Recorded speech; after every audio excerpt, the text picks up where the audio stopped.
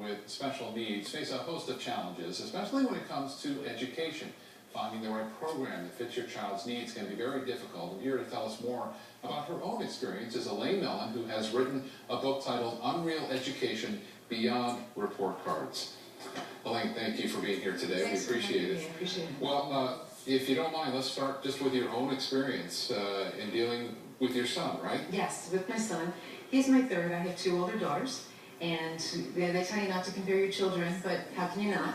And my older daughter was reading before she was ever in kindergarten, and my middle daughter when she was in kindergarten, and my son, by the time he was in second grade, he still didn't know his letters, didn't know his numbers, but could ride a bicycle at 2 years old, could take things apart, put them together, so you knew something was different. Yeah. You just didn't know what.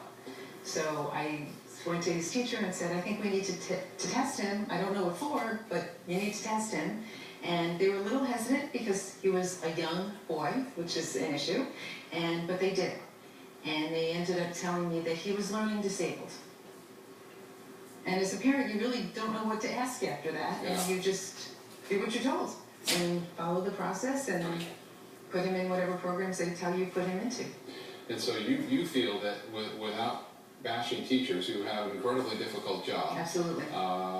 That our schools really aren't prepared to handle, different learning disabilities that kids can have and bring with them to school. Well, I think part of the problem is that you have brand new teachers that come into the school district that are bright-eyed and bushy-tailed and they just graduated and they're thrown into these situations that they really don't know how to deal with. And that's unfortunate both for them because they get a lot of grief and a lot of brunt from the parents, and it's really not their fault because they're not prepared.